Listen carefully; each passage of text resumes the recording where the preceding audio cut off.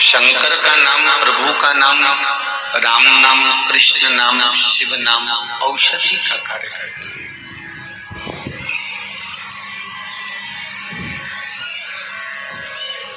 अमृत है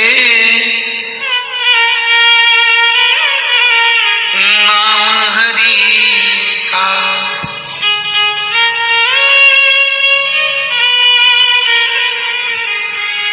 इसे छोड़ विष पीना गया, प्रभु नाम नहीं तो जीना क्या, शिव नाम नहीं तो जीना क्या। महाराज, भगवान का जो नाम है, भगवान का जो उच्चारण है, शिव नाम, पंचाक्षर मंत्र नमः शिवाय, षडाक्षर मंत्र ओम नमः शिवाय, श्री शिवाय नमस्तुभ्यम, ये शंकर भगवान के जितने जितने नाम हैं ये अमृत के तुल्य, औषधि देने वाले।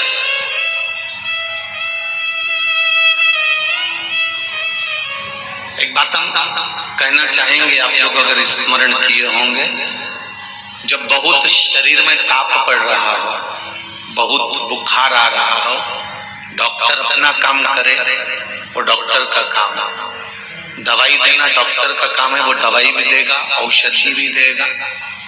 डॉक्टर को भी दिखाओ, और डॉक्टर को दिखाते दिखाते साथ में जब शरीर में बहुत तेज बुखार आ रहा हो, ताप पड़ रहा हो, तो कोई वस्त्र गीला कर कर जब उसके सिर पर लगाया जाता है, तो श्री शिवाय नमस्तुभ्यम इस मंत्र का जाप करते रहे, करते रहे।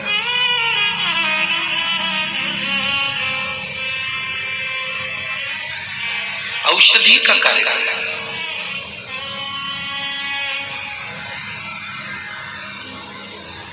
दुनिया के लोगों को ये नहीं मालूम था कि जिस बेलपत्री को हम भगवान शंकर पर समर्पित कर रहे हैं, ये बेलपत्री भी एक औषधि है।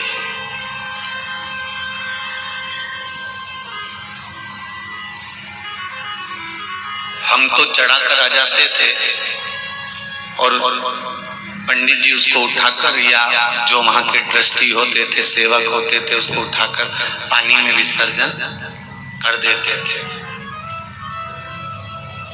पर शिव महापुराण के माध्यम से आज आपको ये ज्ञात तो हो गया कि बेलपत्री में, एक बेलपत्र में वो औषधि होती है कि वो ब्लड प्रेशर, शुगर, गठिया, थायराइड, इन सबको लेवल में लेकर आ जाती है अगर शिव जी पे चढ़ी हुई खाई है तो।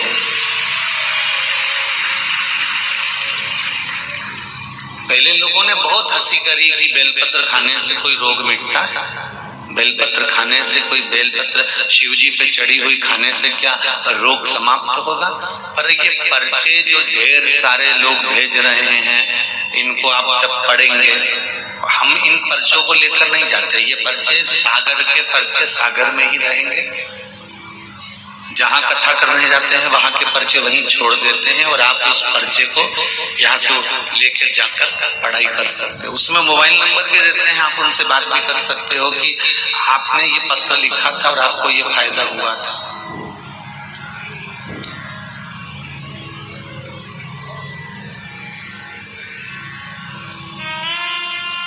सीहोर वाले महाराज के जहां जहां कथा करने जाते हैं वहां कोई रिश्तेदार नहीं होते कि हम यहाँ से कह दें कि आप खड़े हो जाओ और आप बोल दीजिए।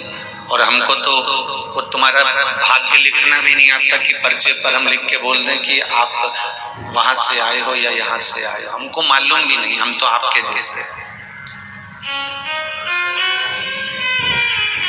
लिखा हुआ बाँचते हैं तो केवल शिव महापुराण का बाँचते हैं कि पुराण में लिखा है कि एक बेलपत्र का जो पत्ता है वो शिव को समर्पित कर देने के बाद जैसे सत्यनारायण भगवान का प्रसाद अलग से कर रख दो और सत्यनारायण जी के सामने रख दो। पंचामृत सत्यनारायण जी के सामने रख दो और अलग से रख दो। जो भगवान के सामने सत्यनारायण का भोग लगा होगा उस प्रसाद में स्वाद आ जाएगा। घर में कद्दू की सब्जी, घर में काशी फल की सब्जी, कद्दू की सब्जी, घर में आलू की सब्जी, घर में मिक्स वेज की सब्जी मिलाकर राम भाजी घर में बनाकर कितनी भी खाकर देख लेना, स्वाद नहीं आएगा। पर माता रानी का भंडारा चल रहा होगा, राम जी का भंडारा चल रहा होगा, उस भंडारे के भोजन में स्वाद। कभी भंडारे की पूड़ी और सब्जी खाकर देखना, खाइए। कभी भंडारे की पूड़ी और सब्जी खाकर देखना। पूड़ी भी उंगली के बराबर तो मोटी और तुम्हारे घर में बनती है एकदम पतली। उंगली के बराबर पूड़ी मोटी और सब्जी का छिलका भी नहीं उतरा होता है, उसमें नमक का भी ठिकाना नहीं होता है, मिर्ची भी पता नहीं होती है कहाँ गई, पर वो सब्जी भगवान को भोग लग जाती है, इसलिए उसका स्वाद बढ़ जाता है। उस सब्जी और पूरी का स्वाद बढ़ जाता है। उसी तरह जब एक बेलपत्र हम शंकर भगवान को समर्पित करते हैं और शिव जी को जब वो चढ़ जाती है तो बेलपत्र नहीं रहती, वो औषधि बन जाती है और वो औषधि हमारे जीवन में सुख का अनुभव करवा देती है। ये बेलपत्री का सुख है। एक बेलपत्र, पहले बहुत लोग हंसे कि बेलपत्र खाने से कोई रोग मिटता है। फिर कई डॉक्टरों ने अपना अपना रिसर्च निकाला और रिसर्च निकाल कर भी उन्होंने ध्यान लगा कर देखा कि सीवर वाला महाराज इतना छाती ठोक के चिल्ला चिल्ला के पूरे मंच से कहता है कि बेलपत्र खाने से रोग मिटता है, तो उन्होंने फिर औषधियां निकालना प्रारंभ करी। तब उनको भी ज्ञात हुआ कि बेलपत्री में वो सुख है कि वो सारी बीमारियों को लेवल में लाकर छोड़ सकता है। फिर लोगों से कहा कि रुद्राक्ष का जल पीना प्रारंभ करो।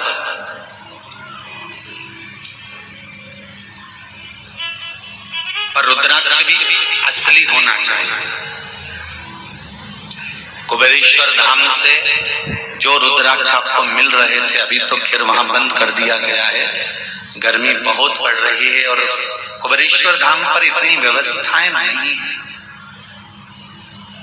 क्योंकि वहां निर्माण कार्य चालू है। आप घर से पैसे कमाना हुआ कि आप वहां पर आए और आपको रुद्राक्ष मिल जाएगा, तो अभी हमने रुद्राक्ष वितरण बंद कर रखा है। आप बिल्कुल रुद्राक्ष के लिए ना पहुंचे। आपको जाना है तो कुबेरेश्वर बाबा की धरा को नमन करने जाइए, कंकर शंकर को नमन करने जाइए और कुबेरेश्वर बाबा को प्रणाम करने जाइए। ये केसरवानी जी जो कथा करवा रहे हैं, ये मोहन भैया, इनका परिवार कुबेरेश्वर धाम से आज से नहीं जुड़ा है। लगभग उनको 4 साल से लगातार हर 2 महीने में 3 महीने में वो कुबेरेश्वर धाम जाकर हम मिले चाहे ना मिले और वो पहुंचकर बाबा को प्रणाम कर तो आ ही जाते। हर 2-3 महीने में मोहन भैया वहां पहुंच जाएंगे और वहां बाबा को लोट लगाकर प्रणाम कर आ जाएंगे। हम कहते भी हैं मोहन भैया अभी तो शंकर जी यहाँ पर स्थापित नहीं हुए, विराजमान नहीं हुए। का गुरु जी यहाँ का कंकर शंकर है, यहाँ पर जब से आ रहा हूँ तब से बाबा की कृपा है और मन इस भूमि से लगा हुआ है, तो ना जाने बाबा क्या कृपा कर देता है पता ही नहीं। मैं इनको पूछा कि तुम हर 2-3 महीने में वहां पहुंच जाते? बस वो बुला लेता है, हम पहुंच जाते।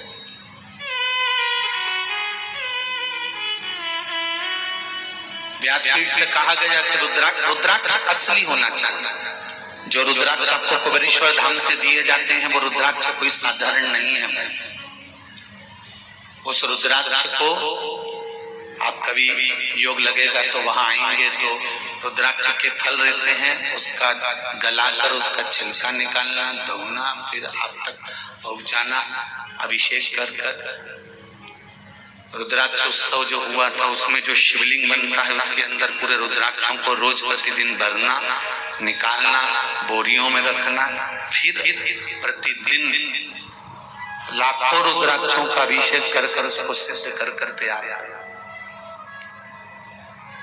और सिद्ध भी सियोर वाले महाराज की कोई सामर्थ्यता नहीं है कि वो सिद्ध कर ले, क्योंकि हम तो खुद ही सिद्ध नहीं है, तो वो सिद्ध क्या करें। इतना जरूर है कि विद्वान ब्राह्मण, कर्मकांडी ब्राह्मण जब अपने मंत्रों का उच्चारण करते हैं और रुद्र अष्टाध्यायी से जब अभिषेक करते हैं और जितने लोग श्री शिवाय नमस्तुभ्यम का जाप कर कर उस शिवलिंग पर जब जल चढ़ाते हैं तो वो रुद्राक्ष सब अपने आप सिद्ध हो जाते हैं और बाबा की कृपा।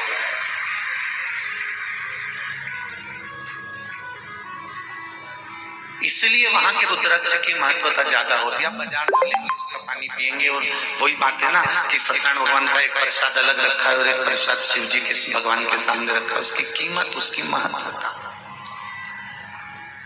आपको बीच बीच में कहा कि रुद्राक्ष का जल पीना चाहिए। अगर कैंसर जैसी रोग बीमारी है, ब्लड प्रेशर जैसी बीमारी है, या आपका डायलिसिस चल रहा है, या आपका लीवर किडनी गड़बड़ हो गया है, तो जो रुद्राक्ष आपको खबरेश्वर धाम से मिला हो, अभी तो खैर बंद है पर मिला हो और हो तो उसका जल ताम्र पात्र में उस रुद्राक्ष को डालकर पानी सुबह सुबह उसका 2 चम्मच 3 चम्मच दिन भर में 2-2 चम्मच पीना प्रारंभ करिए। आपको जीवन में सुख का अनुभव होगा, आनंद